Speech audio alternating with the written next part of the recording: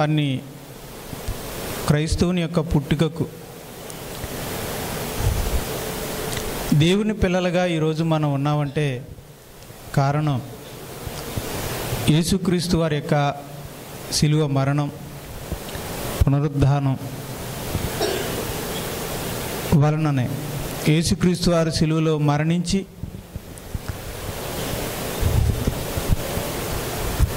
మూడో దినాన పునరుద్ధానుడిగా తిరిగి లేవటం వలన క్రైస్తవుడు జన్మించాడు. ఈరోజు భూమి మీద దేవుని కుమారుడైన క్రైస్తవుడు ఉన్నాడు అంటే అది యేసు ప్రభు యొక్క శిలువ మరణము, ఆయన యొక్క పునరుద్ధానపు త్యాగం వలన, శక్తి వలన. కాబట్టి క్రైస్తవునికి ప్రారంభ పాఠము, ప్రారంభ పునాది ఆయన శిలువ మరణము, ఆయన పునరుద్ధానం. ఆ శిలువ మరణం గురించి, ఆ పునరుద్ధానాన్ని గురించి మనం ఇప్పుడు మరలా ఒకసారి తెలుసుకుందాం. మన పునాది ఏంటి? మనం ఏ పునాది మీద కట్టబడ్డాం? మన పునాది యొక్క నమ్మకం ఏంటి? మనం పునాదిగా దేన్ని విశ్వసించాం? దేన్ని విశ్వసించి మనం పునాది వేసుకుని మన క్రైస్తవ జీవితాన్ని మనం ప్రారంభించాం అనేది ఇప్పుడు మళ్ళా ఒకసారి జ్ఞాపకం చేసుకుందాం. మీలో కొంతమందికి తెలిసినా కొంతమందికి తెలియకపోయినా అందరం కూడా మన విశ్వాసాన్ని మరలా మనం విందాం. ఇది వినడం ద్వారా మన విశ్వాసాన్ని ఇంకా బలపరుచుకుందాం. దేవుని కృప వలన మనం బలపరుచుకుందాం. ఈ సందేశం ద్వారా దేవుడు మనల్ని, మన విశ్వాసాన్ని బలపరుచునుగాక. ఆమేన్. యేసుక్రీస్తు వారు శిలువ మీద మరణించారు, ప్రాణం పెట్టారు, సమాధి చేయబడి మూడో దినాన్ని తిరిగి లేచారు. ఇంతకీ యేసుక్రీస్తు వారు శిలువ మీద ప్రాణం ఎందుకు పెట్టారు? యేసుక్రీస్తు వారు శిలువ మీద ప్రాణమును ఎందుకు పెట్టారు? ఎందుకు మరణించాడు? ఎందుకు ఆయన ప్రాణం పెట్టాడు? ఎందుకు రక్తాన్ని చిందించాడు? ఆ విషయాన్ని మత్తయి సువార్తలో ప్రభువే స్వయంగా చెప్తున్నారు. స్వయంగా ప్రభువే, నేను శిలువ మీద నా ప్రాణాన్ని ఎందుకు పెడుతున్నాను అంటే అని ఆయనే స్వయంగా చెప్పినటువంటి సందర్భం ఉంది. అవి చూద్దాం. మత్తయి సువార్త. బైబిల్ తీయగలిగిన వారందరూ కూడా బైబిల్ తీయండి.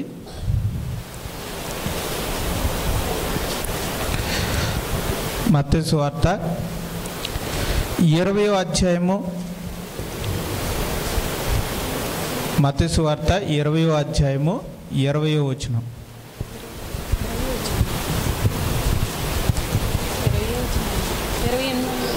28వ వచనం. అలాగే మత్తయి సువార్త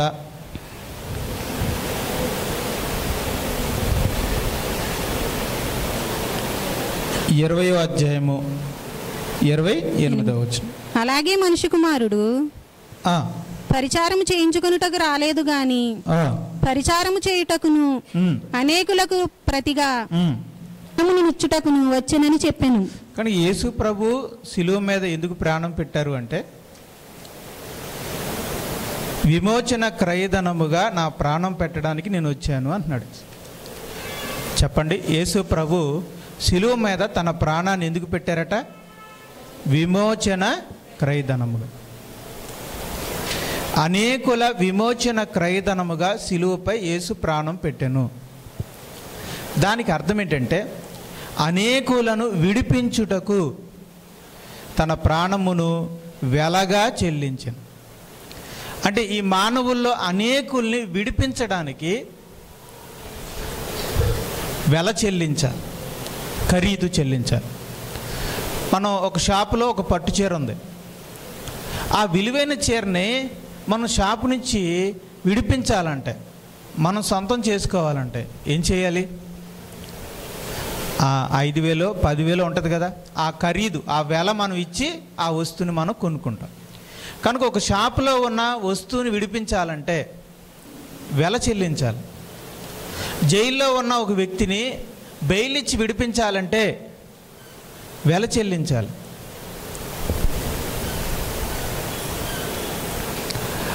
ఇక్కడ యేసు ప్రభు కూడా అలాగే మాట్లాడుతున్నాడు. ఏమని? అనేకులను విడిపించుటకు తన ప్రాణమును వెలగా చెల్లించాను. అంటే యేసుక్రీస్తు వారు కూడా తన ప్రాణాన్ని సిలువ మీద ఎందుకు పెట్టాడట? అనేకులను విడిపించుటకు తన ప్రాణమును వెలగా చెల్లించాడు. అంటే తన ప్రాణాన్నే వెలగా ఇచ్చి అనేకుల్ని విడిపించాడు. అనేకుల్ని విడిపించడానికి తన ప్రాణాన్నే వెలగా చెల్లించాడు. అంటే యేసుక్రీస్తు వారు సిలువ మీద ఎందుకు మరణించారు? యేసుక్రీస్తు వారు సిలువ మీద ఎందుకు ప్రాణం పెట్టారు? యేసు ప్రభు సిలువ మీద ఎందుకు తన రక్తాన్ని చిందించాడు అనంటే విమోచన క్రయధనముగా, అనంటే విడిపించడానికి వెలగా. విడిపించడానికి వెలగా. దేని నుంచి విడిపించడానికి?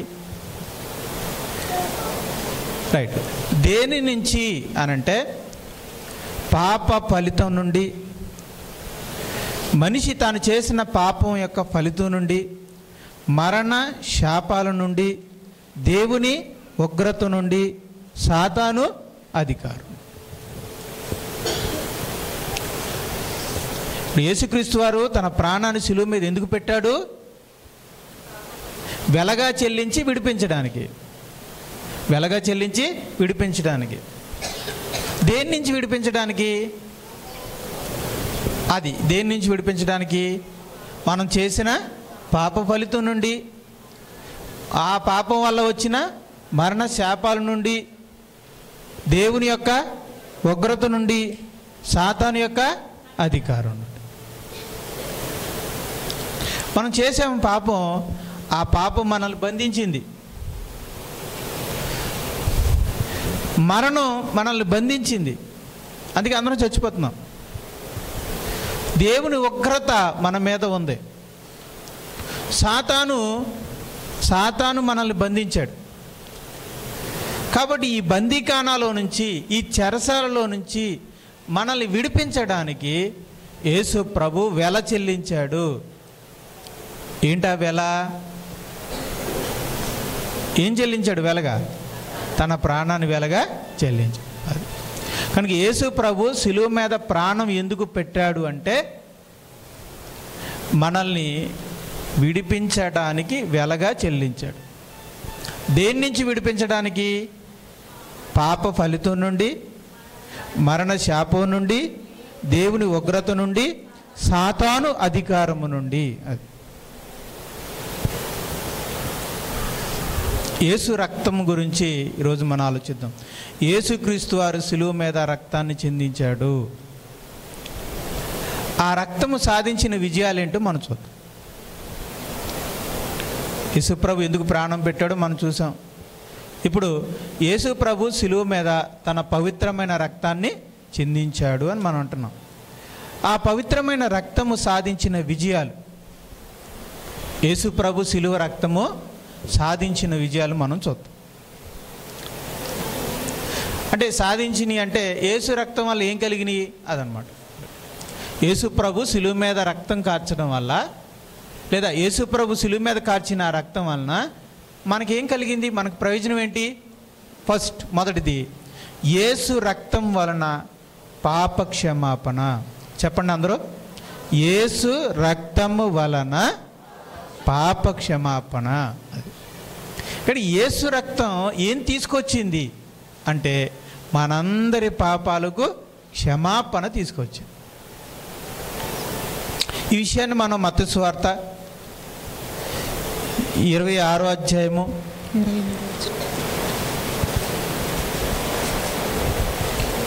28వ వచనం.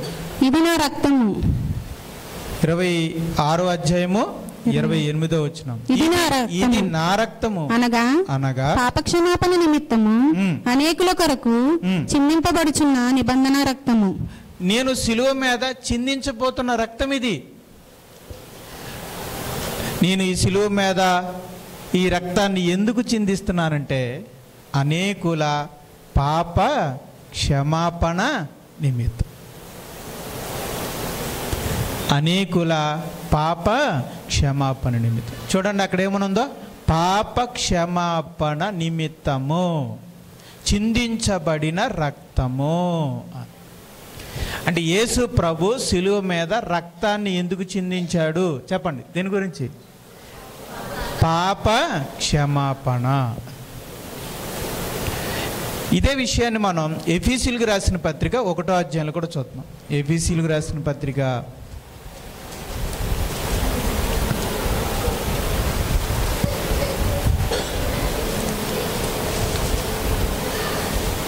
7వ వచనం. దేవుని కృపా మహోదైశ్వర్యమును బట్టి ఆ ప్రియుని యందు ఆయన రక్తము వలన మనకు విమోచనము అనగా మన అపరాధములకు పాపములకు క్షమాపణ మనకు కలిగి ఉన్నది. కనుక యేసు ప్రభు యొక్క రక్తం వలన మనకి ఏముంది? పాప క్షమాపణ.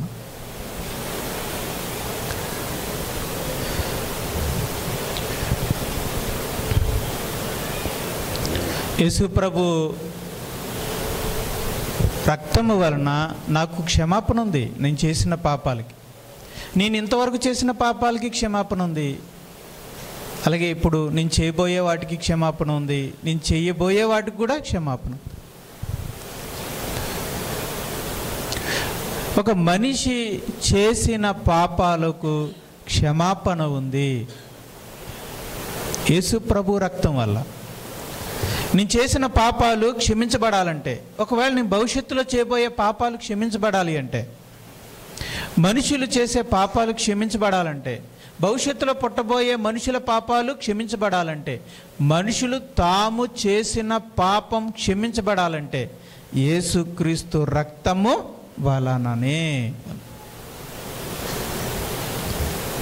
అంటే యేసు ప్రభు యొక్క రక్తం ఏం చేయగలదంటే మన పాపాలని క్షమించేలా చేస్తుంది. మన పాపాలని క్షమిస్తుంది, పాప క్షమాపణ కలిగిస్తుంది. అసలు పాపములు క్షమించబడ్డం అనేది దేని వలన సాధ్యమవుతుంది? మరేదైనా మార్గం ఉందా? పాపములు క్షమించబడటానికి మరేదైనా మార్గం ఉందా? మరేదైనా సాధనం ఉందా? ఏమండి? అంటే నేను ఒక 10 రోజులు ఉపవాస ప్రార్థన ఉంటాను. యేసుప్రభు రక్తం లేకుండా నా 10 రోజుల ఉపవాస ప్రార్థన వలన నా పాపములు క్షమించబడతాయా? నేను ఒక 10 సంవత్సరాలు ఘోరమైన తపస్సు చేస్తాను.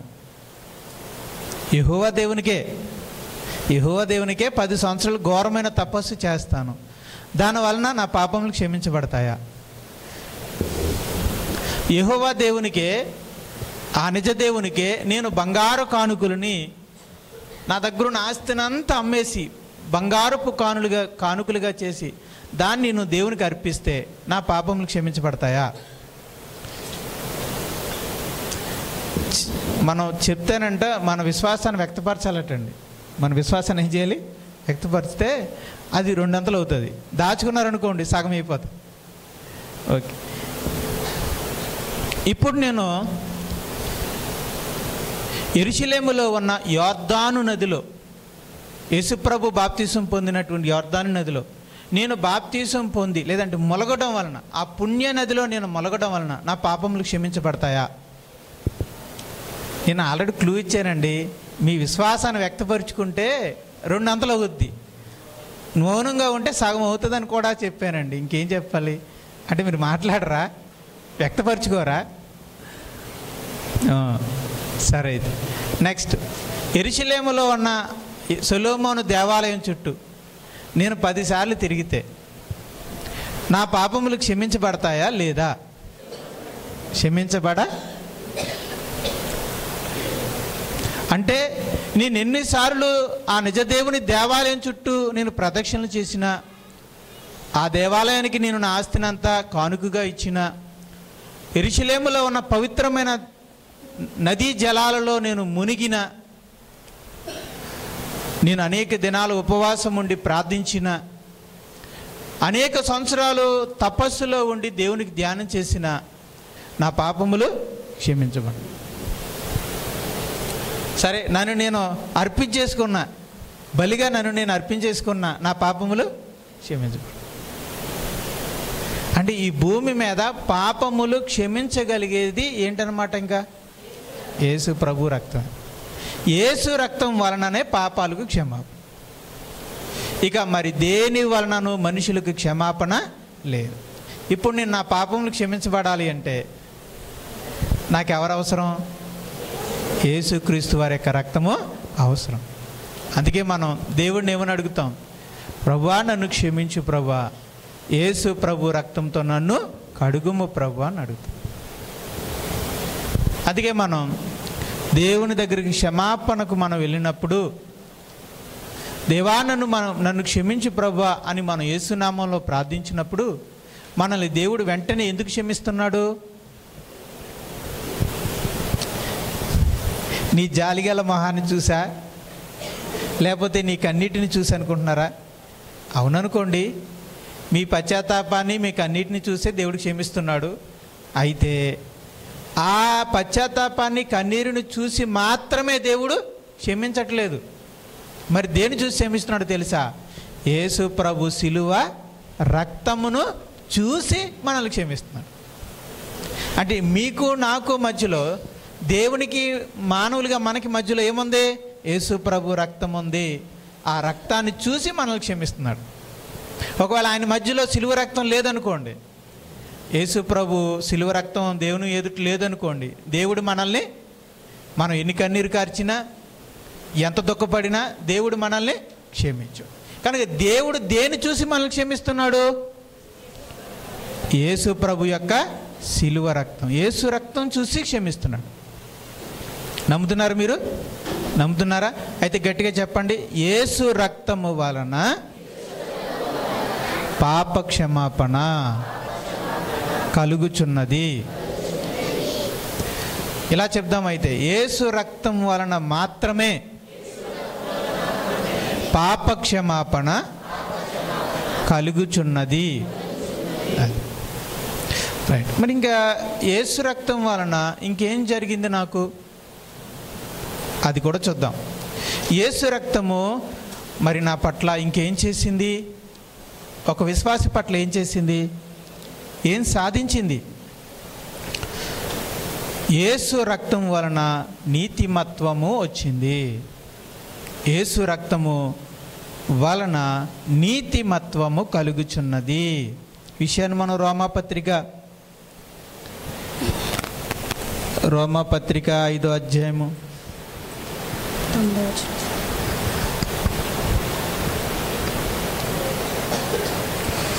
9వ వచనం. కాబట్టి ఆయన రక్తము వలన ఇప్పుడు నీతిమంతులుగా తీర్చబడి, చాలా ఆయన ఏమనుందమ్మా?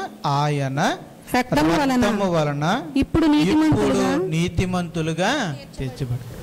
అందరూ చెప్దాం ఒకసారి, ఆయన రక్తము వలన ఇప్పుడు నీతిమంతులుగా తీర్చబడి. ఇప్పుడు ఒక వ్యక్తి నీతిమంతుడుగా తీర్చబడుతున్నాడు అంటే, తీర్చబడాలి అంటే ఎవరి వలన? యేసు రక్తము వలన. అంటే ఒక వ్యక్తి యేసు రక్తము వలన నీతిమంతుడుగా తీర్చబడుతున్నాడు. మీరు అడగొచ్చు, నీతిమంతుడిగా తీర్చబడడం అంటే ఏంటండి? దేవుని ఎదుట, ఆ కింద రాశాను చూడండి, దేవుని ఎదుట ఏ పాపము చేయని నిర్దోషిగా నిలబెట్టడం. మనల్ని నీతిమంతులుగా చేయడం అంటే ఏంటంటే, దేవుని ఎదుట ఏ పాపము చేయని నిర్దోషిగా నిలబెట్టడం.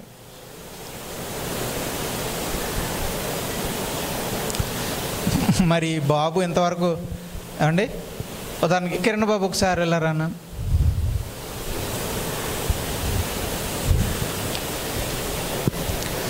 మరి ఇక్కడ సహోదరుడు ఉన్నారు. ఈ సహోదరుడు మరి తన జీవితకాలంలో మరి ఆయన పాపం చేశారో లేదో అడుగుదాం. మీరు పాపములు చేశారా లేదా? చేశాను. ఇప్పుడు యేసుప్రభు యొక్క రక్తము అంటే ఈయన పాపి అంటే నుంచి ఉండదు, పాపములు చేశారు. ఈ పాపములు చేసిన ఈ వ్యక్తిని యేసు ప్రభు యొక్క రక్తము ఏం కలిగించిందంటే పాప క్షమాపణ కలిగించింది. ఓకేనా? అంటే ఇప్పుడు వరకు ఈయన చేసిన పాపాలన్నింటినీ ఏం చేసింది? క్షమింప చేసింది, క్షమాపణ కలిగించింది. కానీ ఆరోపణ అనేది ఉంటుంది కదా. కిరణ్ బాబు ఎవరు? క్షమాపణలు పొందిన దొంగే. అంటే ఆ దొంగతనము మనం క్షమించేసిన దొంగే కదా. ఒక దొంగతనం చేశారనుకోండి ఒక వ్యక్తి, దొంగతనాన్ని మనం క్షమించిన మనం ఆ వ్యక్తిని ఎలా చూస్తాం? ఏదో ఒకరోజు చైన్ దొంగిలించారండి, మరలా వచ్చి ఇచ్చేసారండి, మీరు క్షమించేశారండి, అయిపోయింది అంతా. కానీ మీ ఇంటికి వచ్చినప్పుడల్లా ఎలా చూస్తారు మీరు? ఏమండి? కొంచెం దొంగ వస్తున్నాడన్న భావనలోనూ మీరు ఉంటారు. కానీ అది క్షమించేశారు కాబట్టి మరలా మామూలు వ్యక్తిగా చూడగలరా? చూడలేదు. కనుక దొంగ అనే ఆరోపణ ఉండిపోద్ది. అలాగే ఈయన పాపములు క్షమించబడిన ఈయన పాపములు చేసిన వాడిగానే ఎంచబడతాడు. ఎలా ఎంచబడతాడు? తన పాపములు క్షమించబడిన పాపి. తన పాపములు క్షమించబడ్డాయి, కానీ ఇతను ఎవరో పాపములు చేసినవాడు. అంతే కదండి బ్రదర్? ఇప్పుడు మీరు పాపాలు క్షమించబడ్డాయి, అయితే క్షమించబడినంత మాత్రాన మీరు గతంలో పాపం చేయనివారా? చేసినవాడే కదా. రైట్, మీకు అర్థమయ్యేలా చెప్తుంది. ఇప్పుడు యేసు రక్తం ఏం చేస్తుందంటే నీతిమంతుడిగా చేస్తుంది. అంటే దాని అర్థం ఏంటంటే ఇప్పుడు వరకు కిరణ్ ఏ పాపం చేయలేదు,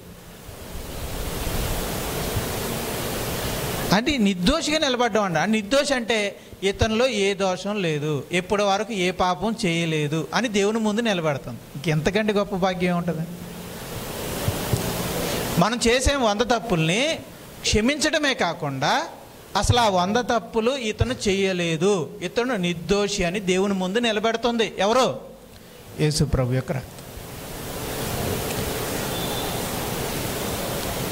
కోర్టులో 100 కేసులు ఉన్నాయి. ఒకరోజు కోర్టు బాగా విచారణ చేసి ఆ 100 కేసుల్ని కొట్టేసి ఈ వ్యక్తి నిర్దోషి అని ప్రకటిస్తుంది. ఇతని మీద ఈ 100 ఏంటి ఆరోపణలు. ఇప్పుడు దాకా ఆయన జైల్లో ఉండొచ్చు, ఇప్పుడు దాకా వార్తాపత్రికల్లో రకరకాలుగా రాసి ఉండొచ్చు, ఈ చేసి ఉంటాడు అవి చేసి ఉంటాడు అని ఆయన మీద అన్ని ఉండొచ్చు. కానీ ఎప్పుడైతే విచారణ చేసి హైకోర్టు వాళ్ళు ఇతను ఈ 100 కేసులు ఆరోపణలు తప్పే, ఇవన్నీ కూడా తప్పే, ఇతను ఏ దోషమో లేదు అని నిర్దోషిగా ప్రకటిస్తుంది. అలాగే యేసు ప్రభు యొక్క రక్తం ఏమని ప్రకటిస్తుందంటే ఈ సహోదరుడు, ఈ వ్యక్తి ఏ పాపము చెయ్యని నిర్దోషి అని ప్రకటిస్తుంది. క్షమించడం వేరు, నిర్దోషిగా ఎంచడం వేరు. చెప్పండి, క్షమించడం వేరు, నిర్దోషిగా ఎంచడం వేరు. మీకు అదే అంటున్నానండి. దొంగని మీరు క్షమించేశారు, కానీ ఎలా చూస్తారు? దొంగలాగానే చూస్తారు. కానీ మీరు ఆ దొంగను కూడా దొంగలా చూడడం మానేసి మామూలుగా బంధువులుగా చూస్తున్నారనుకోండి, అంటే ఇప్పుడు అర్థం ఏంటి? మీరు క్షమించారు, నిర్దోషిగా ఎంచారు. అంటే ఇప్పుడు దేవుడు ఈ సహోదరుని చూసినప్పుడు గతంలో 100 పాపాలు చేసిన వ్యక్తిగా చూస్తాడా? ఏ పాపము చేయని వాడిగా చూస్తాడా? ఇంతకీ సహోదరుడు పాపములు చేయలేదా? చేశారు. మరి దేవుడు ఇతడు ఏ పాపము చెయ్యని వ్యక్తిగా దేవుణ్ణి చూసేలాగా చేసింది ఎవరు? అంతే. ఎవరి రక్తమో? యేసు రక్తం. అంటే యేసు రక్తం అంత గొప్పది. యేసు రక్తం ఏం చేసిందంటే దేవుడు నా పాపములు క్షమించేలా చేసింది. యేసు రక్తము ఏం చేసిందంటే దేవుడు ముందు నన్ను నిర్దోషిగా నిలబెట్టింది. అందుకే వందనాలు తమ్ముడు, కూర్చో. Thank you.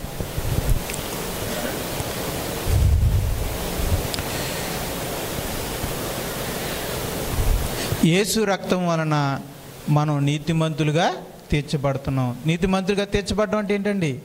దేవుని ఎదుట ఏ పాపము చేయని నిర్దోషిగా నిలబెట్టడం.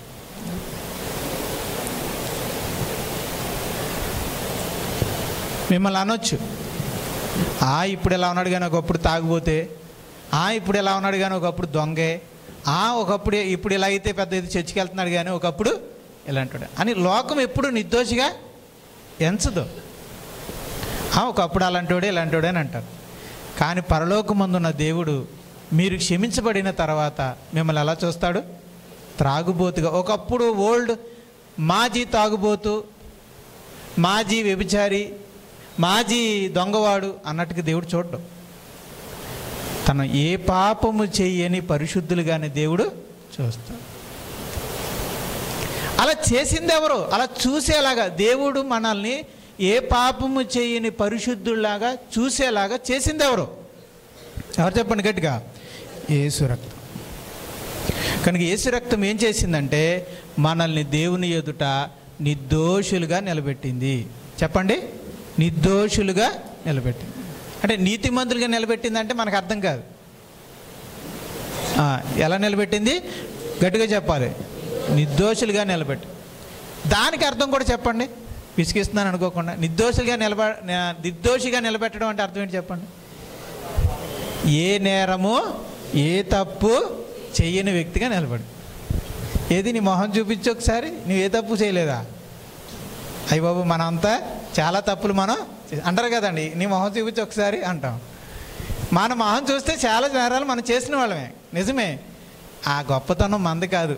మన మొహం చూస్తే నేరాలు చేసిన మొహమే.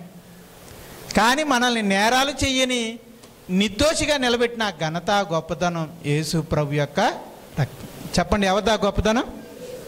యేసు రక్తం.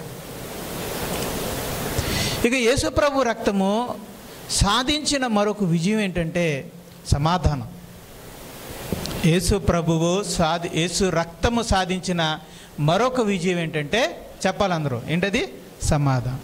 చూడండి, కొలసి 1వ అధ్యాయం.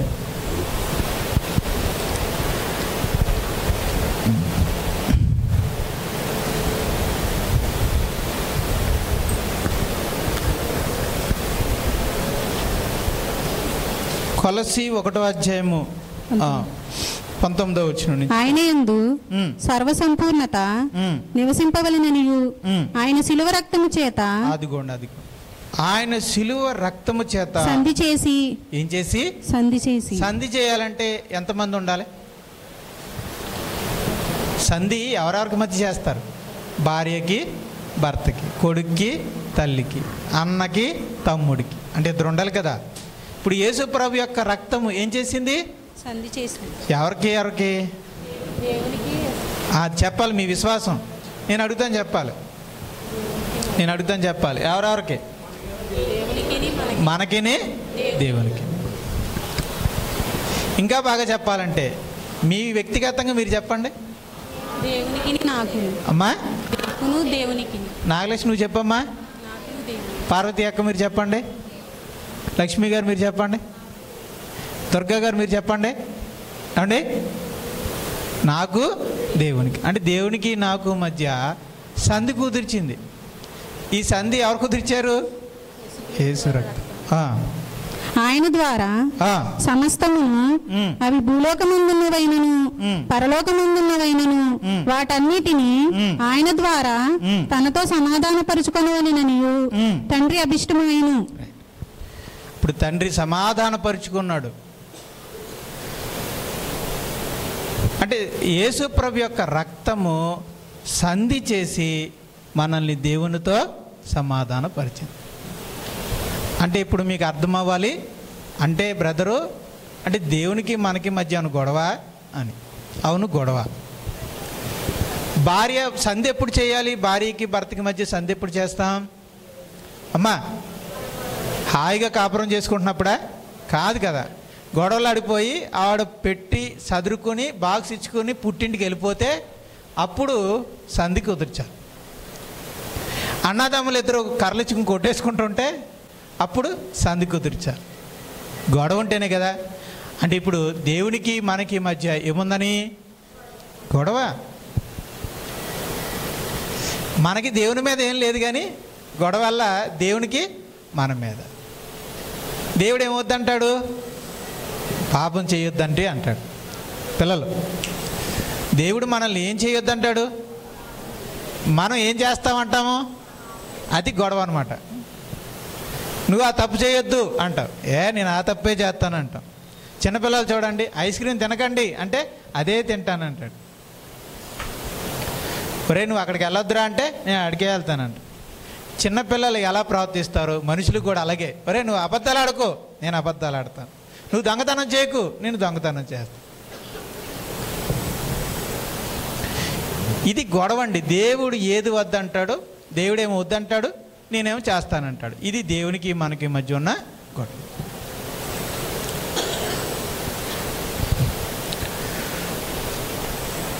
కానీ దేవునికి మనం శత్రువులపై ఉన్నాం. దేవునికి మన శత్రువులు. అలా శత్రువులుగా ఉన్న మనల్ని దేవునికి మనకి మధ్య గొడవ. మరి ఈ గొడవ ఉంటేనండి భార్యాభర్తలు ఇద్దరు ఒక ఇంట్లోనే ఉంటారా? గొడవలు ఉంటే భార్య ఎక్కడ ఉంటుంది? పుట్టింటి దగ్గర ఉంటుంది. భర్త ఎక్కడ ఉంటాడు? తన ఇంటికాడు, తన తల్లి ఇంటికాడు ఉంటాడు. భార్య ఏమో తన తల్లి దగ్గర ఇంటికి వెళ్ళిపోద్ది, భర్త ఏమో తన తల్లి ఇంటికి వెళ్ళిపోతాడు. ఈయన ఒక ఇంటిలో, భర్త ఒక ఇంటిలో, భార్య మరొక ఇంట్లో ఉంటాడు. ఇద్దరు ఒక చోటన ఉండరు. ఎప్పుడైతే వీళ్ళిద్దరి మధ్య మరి ఏ మార్గారు లాంటి వాళ్ళు, లేదంటే మన పెద్దరబ్బాహం గారు లాంటి పెద్దోళ్ళు వెళ్ళి పెళ్ళికొడుకు భర్త యొక్క గడ్డం పట్టుకుని, అలా కాదు నాన్న సంసారం పాడు చేసుకోవద్దు నాన్న, పిల్లలు ఉన్నారు కదా అని గడ్డం పట్టుకుని బతిమాలి ఆయన ఒప్పించి, అలాగే భార్య దగ్గరికి కూడా వెళ్ళి నా కూతురు లాంటి దాని అమ్మ అని గడ్డం పట్టుకుని బతిమాలి, సంసార జీవితాన్ని పాడు చేసుకోకమ్మని బతిమాలి, ఇలా ఇద్దరిని సందు కుదిర్చితే ఇప్పుడు వాళ్ళిద్దరు ఏమవుతారు? సమాధాన పడతారు.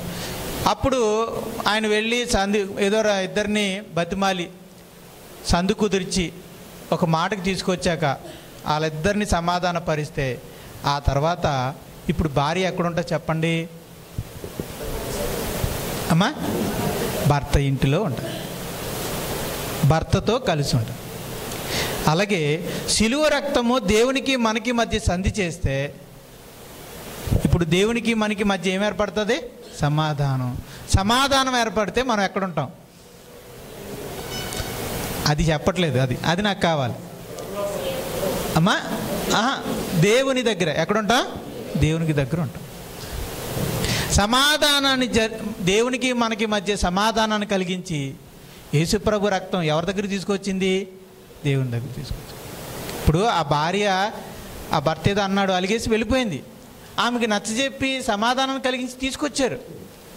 ఇప్పుడు ఆ సంధి జరిగితే, సమాధానం జరిగితే ఇప్పుడు ఆ భార్య అదే బాక్స్ ఇచ్చుకుని మళ్ళీ ఎక్కడికి వచ్చేస్తారు?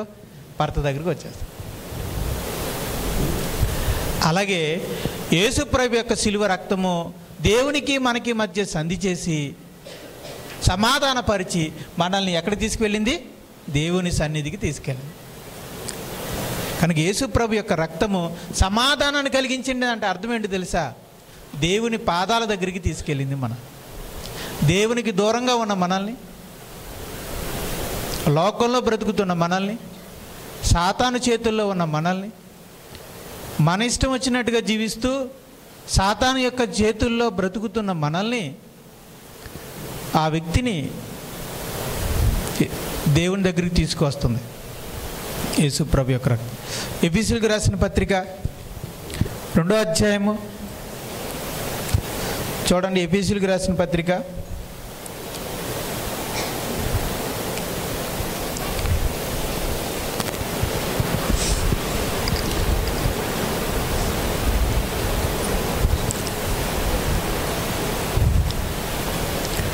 16వ వచనం.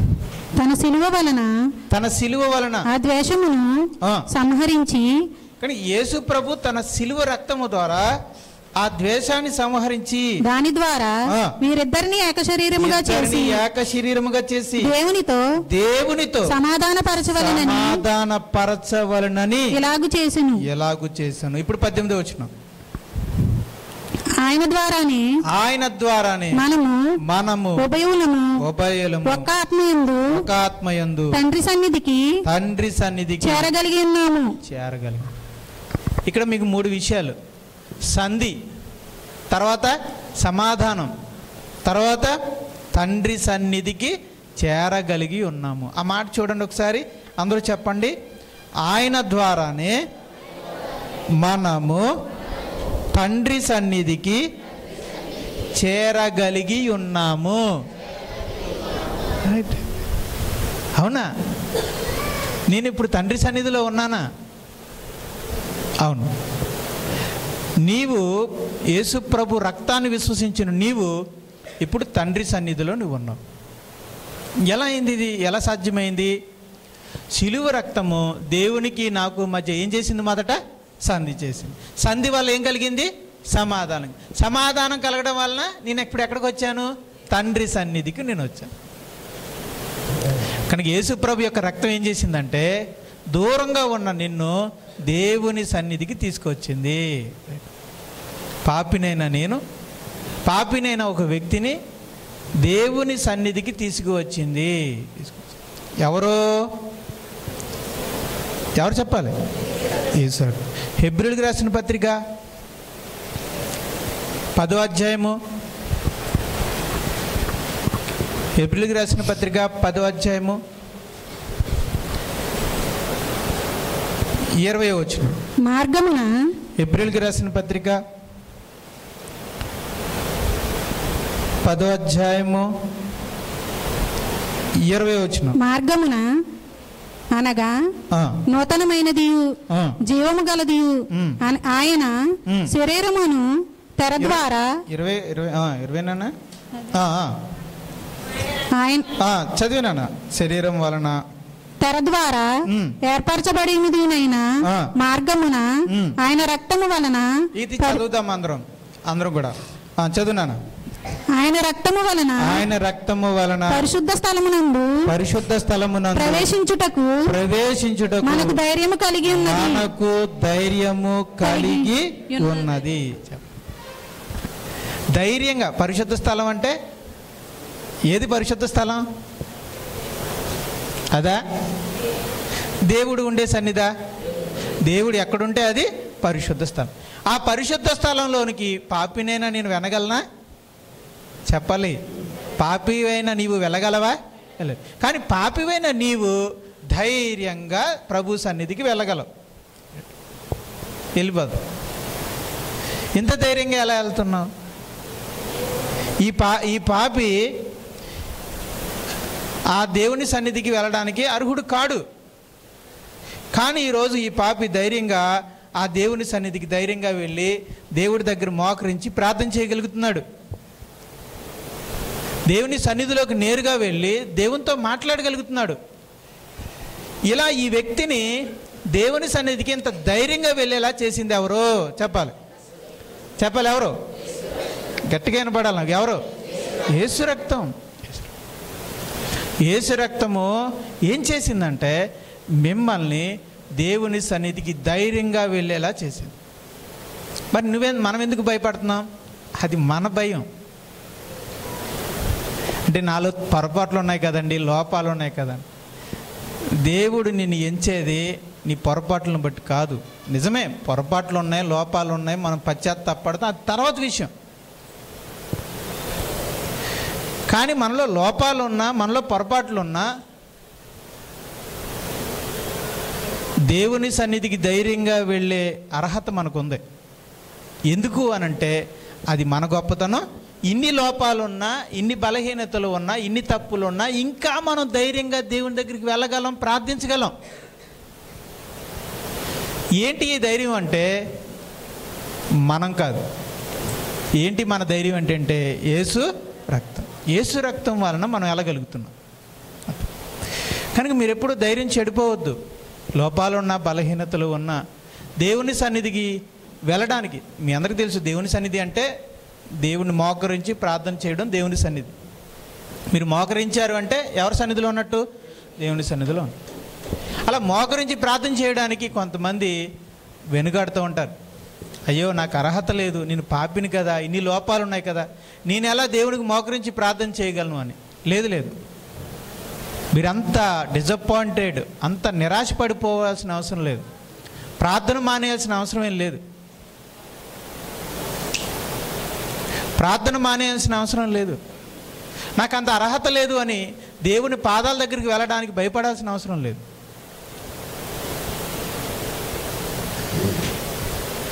ఒకవేళ నేను ఎన్ని పాపం చేశాను కాబట్టి ఆయన పాదాల దగ్గరికి రావడానికి ఆయన ఒప్పుకోడేమో, తంతాడేమో, లేకపోతే అసహించుకుంటాడేమో, అలాంటప్పుడు నేను ఆయన దగ్గరికి ఎందుకు వెళ్ళాలి అని మీరు అనుకోవచ్చు.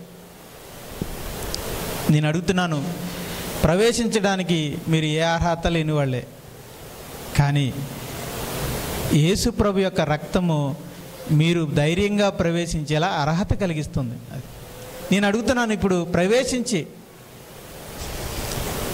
దేవుని సన్నిధిలో ప్రవేశించే, ధైర్యంగా ప్రవేశించే గొప్పతనం ప్రవేశించే వ్యక్తిలో ఉందా, యేసు ప్రభు రక్తంలో ఉందా? అమ్మా ఇదిగో నాకు సరిగ్గా వినపడట్లేదండి. ఇటునా యేసు రక్తంలో ఉందా, వ్యక్తిలో ఉందా? అంతే. ఇప్పుడు దేవుడు నిన్ను చూసి, ఇప్పుడు నేను అడుగుతున్నాను, దేవుడు తన దగ్గరికి వచ్చే అవకాశం ఇస్తున్నాడంటే, ఇలా అంటున్నాను ఏమనుకోకుండా, మీ మొహం చూసా లేకపోతే యేసు ప్రభు రక్తాన్ని చూసా? చెప్పండి, గట్టిగా చెప్పాలి. కాబట్టి మీ మొహాన్ని మీరు చూసుకొని నా మొహం పెట్టుకుని నేనేమి వెళ్తానని ఇప్పుడు అనుకోవద్దు.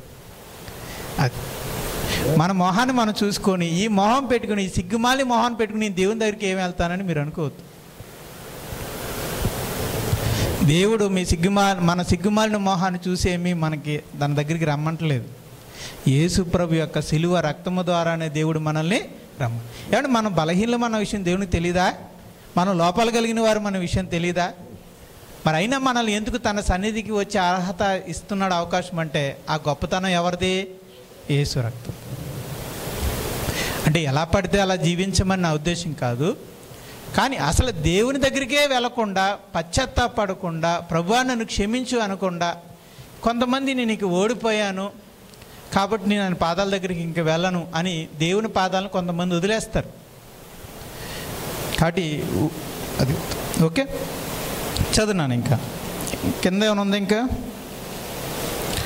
కింద 22లో చివరి మాట ఒకటి చదువుతాం చూడండి.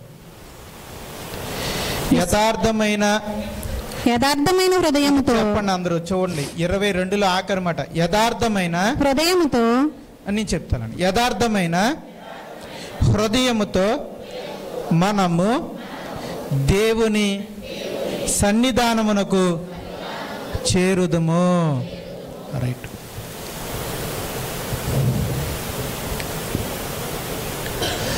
దేవుని సన్నిధానానికి చేరడానికి కావలసింది ఏ హృదయం?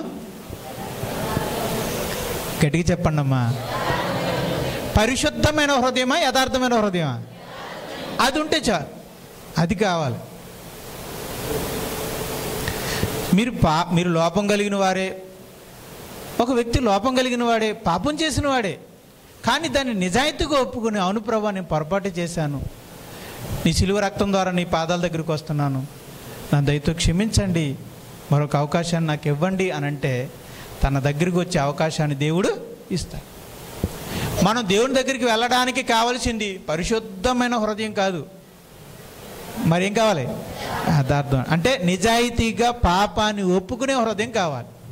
నేను ఎలా జీవిస్తున్నాను అన్న దాన్ని యథార్థంగా దేవుని దగ్గర ఒప్పుకొని ఉండే వ్యక్తిగా, అంటే కప్పుకునే వ్యక్తిగా కాకుండా ఒప్పుకునే వ్యక్తిగా మనం ఉంటే ఎప్పుడూ కూడా మనం దేవుని సన్నిధికి ధైర్యంగా వెళ్ళొచ్చు. ఎవరి వలన? యేసు రక్తం. ఇప్పుడు యేసు రక్తం వలన ఏమేమి కలిగినాయి ఒకసారి చూద్దాం. యేసు రక్తము వలన ఏం కలిగింది? క్షమాపణ, నీతిమత్వం, సమాధానం. అవేంటి ఒకసారి చూద్దాం, పల్లి చెప్దాం. యేసు రక్తం వలన ఏముంది? ఫస్ట్ ఇది చెప్పండి. యేసు రక్తము వలన చెప్పండి. యేసు రక్తము వలన పాప క్షమాపణ, యేసు రక్తము వలన నీతిమత్వము, యేసు రక్తము వలన సమాధానము. ఈ మూడు. కనుక యేసు రక్తం వలన క్షమాపణ, మన పాపములు క్షమించబడ్డాయి. యేసు రక్తము వలన నీతిమత్వం, మనం నిర్దోషులుగా ఎంచబడుతున్నాం. యేసు రక్తము వలన సమాధానం కలుగుతుంది. యేసు రక్తం ఏం సాధించింది అంటే ఒక పాపి యొక్క పాపాలు క్షమించబడేలా చేసింది. ఒక యేసుప్రభు యొక్క రక్తం ఏం చేసింది అంటే ఒక పాపిని దేవుని ఎదుట నీతిమంతుడిగా నిలబెట్టింది, అనగా నిర్దోషిగా నిలబెట్టింది. మరి ఇంకేం చేసింది యేసుప్రభు రక్తము అనంటే ఒక వ్యక్తిని దేవునితో సమాధానపరిచి దేవుని సన్నిధికి ధైర్యంగా వెళ్ళేలా చేసింది.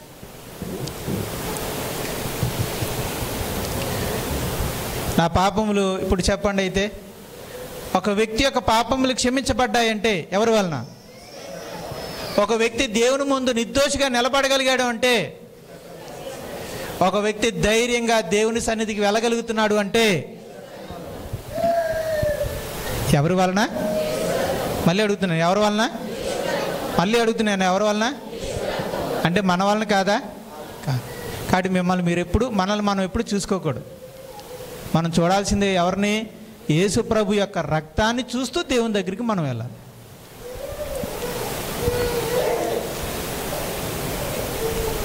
మరొకటి మీకు చూపిస్తాను.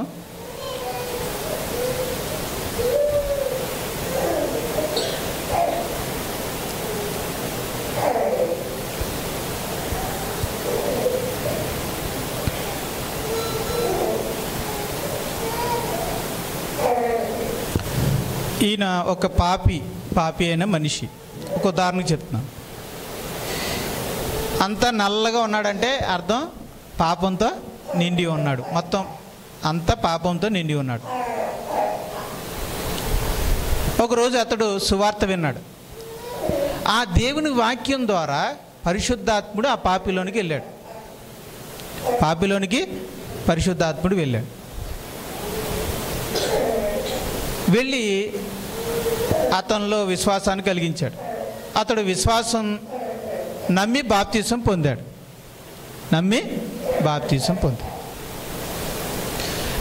బాప్తీసం పొందగానే యేసుప్రభు యొక్క రక్తము అతన్ని కడిగి ఆ వైట్ అయిపోయింది. చూడండి, బ్లాక్ అంతా ఏమైపోయింది? వైట్ అయిపోయింది. అంటే అర్థం ఏంటండి? అంటే యేసుప్రభు యొక్క రక్తము ఆ పాపాన్ని అంతటిని ఏం చేసింది? కడిగేసింది. దీన్ని ఏమంటారు? పాప క్షమాపణ అంటారు.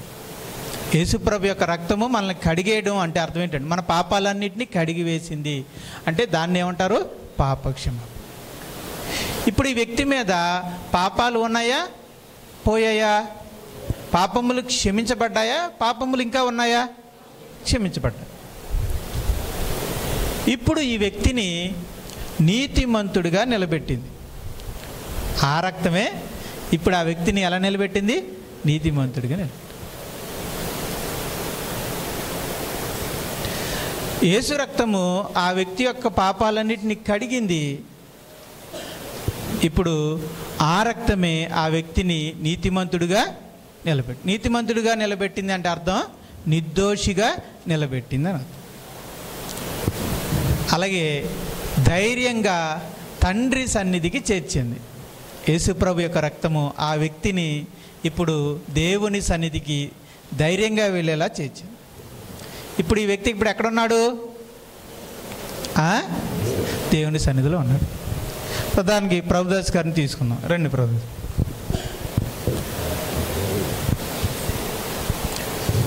ప్రభుదాస్ గారిని మనం తీసుకుందాం. సహోదరులు, మీ విశ్వాసాన్ని మీరు ధైర్యంగా వ్యక్తపరచడానికి మీకు ఏం అభ్యంతరం లేదు కదా?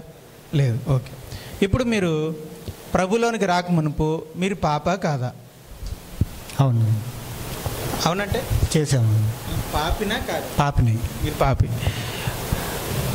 మీరు సువార్తను వినడం ద్వారా మీలో దేవుని కార్యం జరిగింది. అంటే సువార్త దేవుని వాక్యాన్ని విన్నప్పుడు మీలో అలజడి, పశ్చాత్తాపము అనేది కలిగిందా లేదా? కలిగింది. అప్పుడు మీరు సిలువను విశ్వసించాలని మీరు సిలువను విశ్వసించారా? విశ్వసించాను. అప్పుడు మీరు బాప్టిజం తీసుకున్నారా? తీసుకున్నాను. ఏం తీసుకున్నారు? బాప్టిజం. అది నాకు బాప్టిజం తీసుకున్నాను. రైట్. బాప్టిజం తీసుకున్నారు కదా. ఇప్పుడు తీసుకోగానే ఇప్పుడు యేసుప్రభు యొక్క రక్తం ఏం చేసింది? పాపి అయిన ప్రభుదాస్ గారిని ఏం చేసింది? కడిగి పవిత్రపరిచింది. రెండోదిగా ఏం చేసింది? ఆయన్ని నీతిమంతుడిగా తీర్పు తీర్చింది, అంటే నిర్దోషిగా చేసింది. మూడవదిగా ప్రభుదాస్ గారిని ఏం చేసింది? తండ్రి సన్నిధికి చేర్చింది. ఇప్పుడు చెప్పండి, ఇప్పుడు ప్రభుదాస్ గారు ఒక దేవుని పాపములన్నీ క్షమించబడిన వ్యక్తి, అవునా కాదా? దేవుని ఎదుట నీతిమంతుడు, నిర్దోషి, అవునా కాదా? కొంతమంది ఒప్పుకోవట్లేదు కాదేమో అయితే, అవునా కాదా? అవును. రైట్. ఇప్పుడు సరే, మీ విశ్వాసం ఈయనకి ఎలా ఉందో అడుగుదామండి. ఇప్పుడు మీ పాపములన్నిటిని యేసుప్రభు రక్తం క్షమించింది అని నేను అంటాను, మీరు నమ్ముతున్నారా? నమ్ముచున్నాను. ఏం నమ్ముతున్నారు? యేసుక్రీస్తు వారి రక్తం నా పాపములన్నీ క్షమించిందని. ఇప్పుడు మీరు యేసుప్రభు యొక్క రక్తం వలన, మీ వలన కాదు, యేసుప్రభు యొక్క రక్తం వలన మీరు దేవుని ఎదుట నీతిమంతుడిగాను, నిర్దోషిగా, ఏ పాపం చేయని వ్యక్తిగా ఉన్నారు అని నేను అంటాను. అది మీరు నమ్ముతున్నారా? నమ్ముచున్నాను. ఏం నమ్ముతున్నారు? యేసుక్రీస్తు వారి రక్తం వల్ల దేవుడి ఎదుటే నేను నిర్దోషిగాను, ఏ పాపం చేయని వాడిగా ఉన్నానండి. ఓకే. నిజంగా చెప్పండి, ఈరోజు దేవుడు మిమ్మల్ని నిర్దోషిగా ఎంచుతున్నాడా లేదా? ఎంచుతున్నాడు నిర్దోషిగా. ఏంటి, ఏమించుతున్నాడు? యేసుక్రీస్తు రక్తం వల్ల దేవుడు నన్ను నిర్దోషిగా ఎంచుచున్నాడు. నమ్ముచున్నాను. ఓకే. ఇప్పుడు యేసుప్రభు యొక్క రక్తము మిమ్మల్ని తండ్రి సన్నిధికి చేర్చిందని బైబిల్ చెప్తుంది, అది మీరు నిజమని నమ్ముతున్నారా? యేసుక్రీస్తు వారి రక్తము నన్ను తండ్రి సన్నిధికి చేర్చిందని నేను నిజంగా నమ్ముచున్నాను. అంటే ఇప్పుడు మీరు నిజంగా తండ్రి సన్నిధిలో ఉన్నారా? మీరు తండ్రి సన్నిధిలో ఉన్నారా? ఉన్నానని నమ్ముచున్నాను. ఉన్నానని నమ్ముచున్నాను. తండ్రి సన్నిధిలో ఉన్నానని నమ్ముచున్నాను. అవునా? ఓకే. మీరు నీతిమంతులని మీరు నమ్ముతున్నారా? నేను నీతిమంతునని నమ్ముతున్నాను. యేసుక్రీస్తు రక్తం ద్వారా, యేసుక్రీస్తు వారి రక్తం ద్వారా నేను నీతిమంతుడని నమ్ముచున్నాను. మీ పాపములన్నీ క్షమించబడ్డాయని మీరు నమ్ముతున్నారా? నా పాపములన్నీ క్షమించబడ్డాయని నమ్ముచున్నాను. చాలండి, ఒక్కసారి కూర్చోండి, మళ్ళీ పిలుతాను. ఆ విశ్వాసం అందరిలో ఉండాలి. ఇది పునాది అంటారు, దీన్ని ఏమంటారో పునాది విశ్వాసం. చెప్పాలి ఏంటి, ఏ విశ్వాసమో? పునాది. ఈ పునాది మనకుండి దీని మీద మన ఆత్మీయ జీవితాన్ని కట్టుకో. ఇప్పుడు యేసుప్రభు యొక్క రక్తం ఏం చేసిందంటే, మళ్ళీ రెండొకసారి ఏమనుకోవద్దు, బ్రదర్ గారిని ఆయన విశ్వాసాన్ని ఒప్పుకున్నారు కాబట్టి ఇప్పుడు నేను చెప్తున్నాను. ఇప్పుడు బ్రదర్ గారు ఒక పాపిగా ప్రభు దగ్గరకు వచ్చారు. ఆయన తన సిలువ రక్తం చేత ఏం చేశారు? ఆయన పాపాలన్నింటినీ క్షమించారు, క్షమించబడ్డాయని అని అంటున్నారు. రెండోదిగా నీతిమంతుడిగా చేసింది. మూడోదిగా తండ్రి సన్నిధికి చేర్చింది. రైట్. ఇప్పుడు ఏం చేయాలి ప్రభుదాస్ గారు? అయితే ప్రభుదాస్ గారు ఏం చేయాలి? ఏం చేయాలని దేవుడు కోరుకుంటాడు? మరలా తనకి ఇష్టం వచ్చినట్టుగా జీవించాలని దేవుడు అనుకుంటాడా? ఇక నుంచైనా తన ఇష్ట ప్రకారంగా బ్రతకాలని దేవుడు అనుకుంటాడా? అమ్మా చెప్పండి, మీరేమంటారు? దేవుని ఇష్ట ప్రకారం. రైట్. నేను ఒక మాట అడుగుతానండి. ఏంటి, యేసుప్రభు సువార్త విని వచ్చిన మీకు యేసుప్రభు యొక్క రక్తము పాపాలను క్షమించి నీతిమంతుడిగా చేసి మిమ్మల్ని నిర్దోషిగా దేవుని సన్నిధికి ధైర్యంగా చేర్చింది కదా, దీనికి కృతజ్ఞతగా మీరు ఎలా బ్రతకాలనుకుంటున్నారు? మరలా ఆ పాప జీవితంలోనే జీవించాలనుకుంటున్నారా, లేకపోతే ఏమనుకుంటున్నారు? మరలా పాప జీవితంలో జీవించకుండా దేవుని దృష్టిలో యథార్థంగా బతకాలని అనుకుంటున్నాను. అది దేవుడు కోరుకు, అది కృతజ్ఞత. నిజంగా క్షమాపణ పొందిన వ్యక్తి, నిజంగా నీతిమంతుడిగా ఎంచబడిన వ్యక్తి, నిజముగా తండ్రి సన్నిధికి చేర్చబడిన వ్యక్తి ఆ కృతజ్ఞతగా సిలువ రక్తము చేసిన ఆ మేలులకు కృతజ్ఞతగా ఏమనుకుంటాడంటే, నేను ఎక్కడి నుంచి జాగ్రత్తగా బ్రతకాలి అనుకో, సాధ్యమైనంత వరకు నేను జాగ్రత్తగా బతకాలి, ఆ దేవుని చిత్త ప్రకారంగా నేను జీవించాలి అనుకుంటాడు. ఇప్పుడు నేను ఉదాహరణకి ఒక చిన్న డినామినేషన్ చేస్తాను.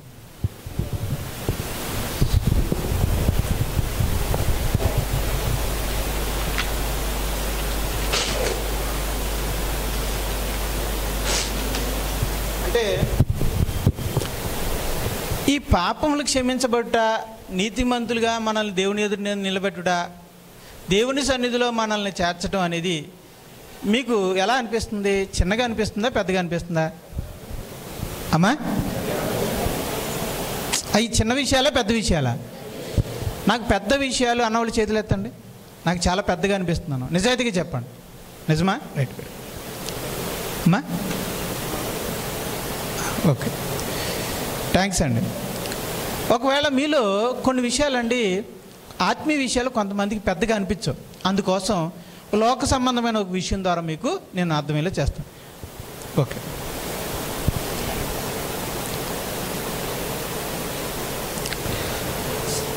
నాకు ప్రభుదాస్ గారు అప్పు 5 లక్షల రూపాయలు ఇవ్వాలి. అందరికీ చూపించండి మీ అప్పు ఎంతో. అలాగే ప్రభుదాస్ గారు ఎంత అప్పు? 5 లక్షలు. ఎవరికి ఇవ్వాలి? నాకు ఇవ్వాలి 5 లక్షలు. రైట్. ఒకరోజు వచ్చి ప్రభుదాస్ గారు వచ్చి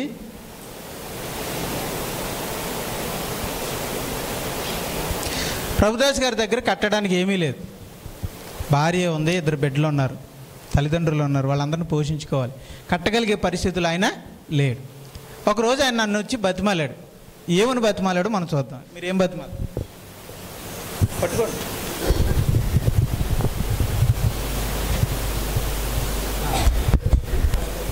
నాకు కట్టడానికి అప్పు స్తోమత లేదు, దయచేసి ఈ అప్పు నేను కట్టలేనని మీ ఎదుర బతిమలాడాను. నిజంగానే అడగండి. దయచేసి ఈ అప్పు నేను కట్టలేనండి బ్రదర్ గారు, ఈ అప్పు నేను కట్టలేనండి, అంత స్తోమత కూడా నాకు లేదు, పనికి వెళ్తేనే తిన్నట్టు లేకపోతే లేదండి, దయచేసి నన్ను క్షమించండి. అప్పుడు రైట్, నేనేం చేశానంటే, సరే ప్రభుదాసు, మరి నీ పరిస్థితి అలా ఉంది కదా, ఏదో దేవుని దయ వల్ల మరి నా పరిస్థితి బాగానే ఉంది కాబట్టి సరే, అయితే నీ 5 లక్షలని నేను క్షమించేస్తున్నాను ఇచ్చి. ఇప్పుడు నీవు అప్పుగా నాకు ఇవ్వాల్సిన 5 లక్షలని నేనేం చేస్తున్నానంటే క్షమించేస్తున్నాను. పట్టుకున్నాను అట్లా పెట్టిన ఈ 5 లక్షల అప్పుల్ని నేను ప్రభుదాసు నాకు ఇవ్వాల్సిన 5 లక్షలని ఏం చేస్తున్నాను నేను? 5 లక్షలు అండి బాబు, 5 రూపాయలు కాదు. ఎంత? 5 లక్షల అప్పు ప్రామిసరీ నోట్ చింపేశాను. ఇంకా అంటే ప్రభుదాస్ గారికి 5 లక్షలు నాకు కట్టాల్సిన అవసరం. 5 లక్షల రూపాయల అప్పు మీకు తీరిపోతే, క్షమించేస్తే మీకు ఎలా ఉంటుంది? సంతోషంగా ఉంటుంది. నిజంగా మీకు 5 లక్షల అప్పు ఉంది కదా, అది అందరూ తీరిపోతే ఎలా ఉంటుంది? సంతోషంగా ఉంటుంది. నిజంగా ఇలాగే నిజంగా క్షమించబడిపోతే, ఆ అప్పు ఉన్న వాళ్ళు కూడా నిజంగా ఇలాగే క్షమించేస్తే మీకు ఎలా ఉంటుంది చెప్పండి? నిజంగా సంతోషంగా ఉంటుంది. సంతోషంగా ఉంటుంది కదా. రైట్, మళ్ళీ పట్టుకోండి. నాకు అదే పట్టుకుని నాకు పట్టుకోండి. ఇప్పుడు ప్రభుదాస్ గారు వెళ్ళిపోతున్నారు. ఆగి ప్రభుదాస్ గారు ఆగండి, మీ 5 లక్షలు నేను అప్పును క్షమించాను, ఓకే, కానీ మీకు భార్య ఉంది, 2 బిడ్డలు ఉన్నారు, తల్లిదండ్రులు ఉన్నారు, మిమ్మల్ని మీరు పోషించుకోలేని పరిస్థితిలో ఉన్నారు. సరే, మీ పట్ల నాకు జాలి కలిగి మీకు బహుమానంగా ఎంత ఇద్దాం అనుకుంటున్నానండి అని ఇచ్చాను. ఎంతండి? 5 లక్షలు. మళ్ళీ 5 లక్షలు ఆయన చేతికి ఇచ్చి, ప్రభుదాస్ నిజంగా 5 లక్షలు అండి అయ్యి, 5 లక్షలని మీకు బహుమానంగా ఇచ్చాను అనుకోండి. మరి ఈ 5 లక్షలతో మీ భార్య బిడ్డలతో మీరు చక్కగా ఏం చేసుకుంటారో, శుభ్రంగా హాయిగా జీవించండి అని నేను బహుమానంగా ఇచ్చానండి. అప్పుడు మీరేమంటారు? దానికి కూడా సంతోషపడి ఆనందిస్తానన్న, ఎందుకంటే 5 లక్షలు తిరిగి ఇచ్చారు కనుక. ఒక్కసారి నేను ఇప్పుడు ప్రభుదాస్ గారిది ఎంత క్షమించానండి? 5 లక్షల అప్పు క్షమించాను. క్షమించి పైగా అతను జీవితం మంచిగా ఉండాలని మళ్ళీ బహుమానంగా ఎంత ఇచ్చాను? అది దేవుడు మనకు చేసిన మేలు. సరే, ఇప్పుడు 5 లక్షల రూపాయలు మళ్ళీ నేను ఇచ్చాను కదా, ఇప్పుడు నాకు సంతోషం కలగాలి అంటే మీరు ఏం చేయాలి? మీకు కృతజ్ఞతకి ఈ 5 లక్షలతో ఎలా జీవించాలి?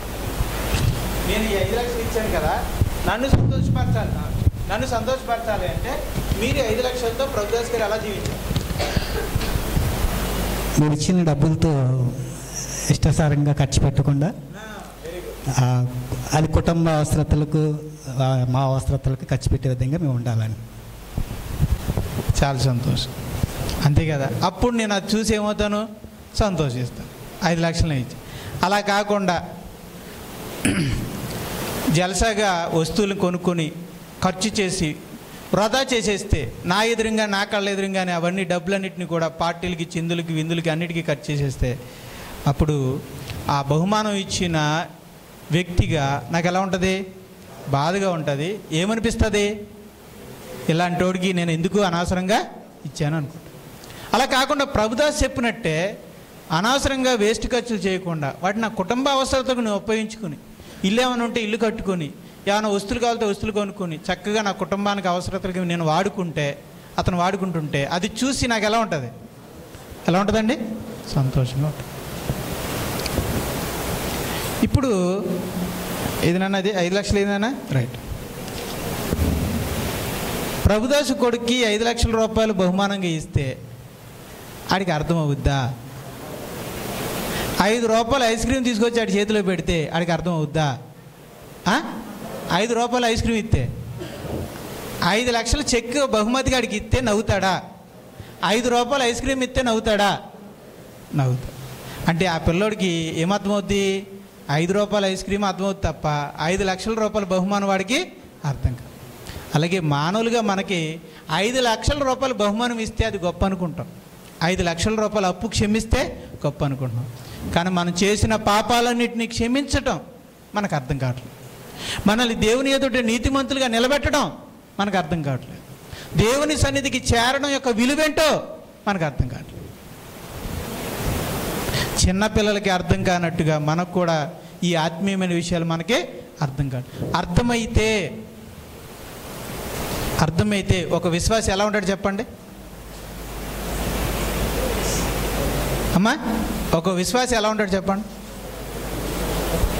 చాలా సంతోషంగా తృప్తిగా ఉంటాడు. అందుకే హెబ్రీయులకు రాసిన పత్రిక ఒకసారి చదువుతాను, ముగించుకుందాం.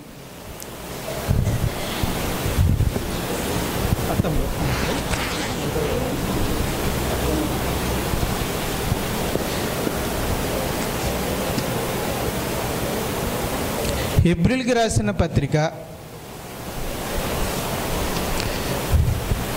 13వ అధ్యాయము 5వ వచనం.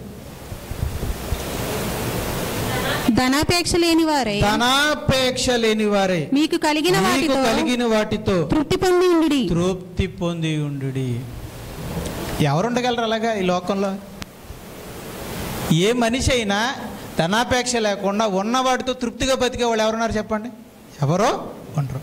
కానీ ఈ ఆత్మీయ సత్యం అర్థమైన క్రైస్తవులు మాత్రం దేవుడు ఈ లోకంలో ఏదో సంపాదించాలనే ఆశ అనేదే లేకుండా వాళ్ళకి దేవుడు ఇచ్చిన దాంతో తృప్తిగా బ్రతుకుతాడు. అది మీకు అర్థమైందా లేదా అనేది ఇక్కడ మీకు నాకైనా మీకు ఇది పరీక్ష అండి. మనకు అర్థమైతే ఏముండదో? ధనాపేక్ష ఉండదు, ఏదో సంపాదించాలనే ఆశ ఉండదు. ఏముంటుంది? ఉన్న వాటితో ఏముంటుంది? జీవితంలో తృప్తి అనేది ఉంటుంది. ఇది ఉంది అంటే మనకి ఇది అర్థమైందని అర్థం. దేవుడు మన పాపాలు క్షమించిన విలువేంటో, మనల్ని నీతిమంతులుగా ఎంచడం యొక్క విలువేంటో, తండ్రి సన్నిధికి చేరడం యొక్క విలువేంటో మనకు అర్థమైందన్నమాట. అలా అర్థమైన వాడు ఈ లోకంలో ఏది కోరుకోడు, తను కలిగి ఉన్న వాటితో తృప్తిగా జీవిస్తాడు, సమాధానంగా ఉంటాడు, సంతోషంగా ఉంటాడు. కనుక మనం ఏమని ప్రేర్ చేయాలని అయితే ఇప్పుడు నిజాయితీగా మనం ఒప్పుకోవాలి. ఆ స్థితిలోకి మనం వెళ్ళామా? ఆ నిజమైన స్థితిలోకి మనం వెళ్ళామంటారా? నిజాయితీగా చెప్పాలంటే మనం సగంలో ఉంది. అయితే ఏం చేయాలి మనం? ఇప్పుడు ఒక చిన్న ప్రేయర్ చేయాలి. ప్రభువా, నీవు చేసిన ఆత్మకార్యాల్ని చూడలేని గుడ్డివాడిని, నమ్మలేని అంధుడను. ప్రభు, ఒక చిన్న పిల్లవాడికి 5 లక్షల విలువ ఎలా తెలియదో అలాగే నీవిచ్చిన క్షమాపణ, నీవిచ్చిన నీతి, నీవిచ్చిన నీ సన్నిధి యొక్క విలువ నాకు అర్థం కావట్లేదు ప్రభువా. ఆ చేసిన ఆత్మకార్యము, నా జీవితంలో మీరు చేసిన గొప్ప కార్యాన్ని అర్థం చేసుకోగలిగే దృష్టిని, కన్నులను నాకు దయచేయి తండ్రి అని మనం అడగాలి. అది మనకు నిజంగా గ్రహింపోయిన రోజున మనం ధనాపేక్ష లేని వారై దేవుడు మనకి ఇచ్చిన వాటితో, కలిగి ఉన్న వాటితో మనం తృప్తిగా జీవిస్తాం. సరే, మరొక మాట చెప్పి ముగిస్తాను. ఇప్పుడు బ్రదర్ గారు అన్నట్టు 5 లక్షలు ఇస్తే ఆయన ఎలా జీవించాలి? అనవసరంగా ఖర్చు పెట్టకుండా కుటుంబ అవసరతల కొరకు ఖర్చు పెడితే ఇచ్చిన వాడిగా నాకు ఎలా ఉంటుంది? సంతోషంగా ఉంటుంది. ఇప్పుడు ఆత్మీయ కోణంలోకి వెళ్తాం. యేసుప్రభు యొక్క రక్తము మిమ్మల్ని క్షమించింది కదండి. యేసుప్రభు యొక్క రక్తము మిమ్మల్ని నీతిమంతుడిగా చేసింది కదండి. యేసుప్రభు యొక్క రక్తము మిమ్మల్ని తండ్రి సన్నిధికి చేర్చింది కదండి, ఏమండి? దీనికి కృతజ్ఞతగా మీరు ఎలా బ్రతకాలనుకుంటున్నారు? దీనికి కృతజ్ఞతగా దేవునికి ఎల్లప్పుడూ కృతజ్ఞతలు కలిగి ఆయనకు రుణపడి బతకాలని అనుకుంటున్నాను. అదే ఈరోజు మన పాఠం. యేసుప్రభు యొక్క రక్తము మనకి చేసింది ఏంటో మనం అర్థం చేసుకోవాలి. ఆల్రెడీ మనకు తెలుసు, మరలా జ్ఞాపకం చేసుకుని ఏం చేసిందని గుర్తు చేసుకుని మన విశ్వాసాన్ని ఇంకా అభివృద్ధిపరచుకోవాలి. రెండోదిగా వాటి విలువేంటో మనం గ్రహించుకోవాలి. మూడోదిగా అయితే ఇప్పుడు నేను ఎంత నమ్మకంగా జీవించాలి, అయితే నేను కృతజ్ఞత కలిగి బ్రతకాలి అని మనం అనుకోవాలి. ప్రార్థన చేసుకోవాలి.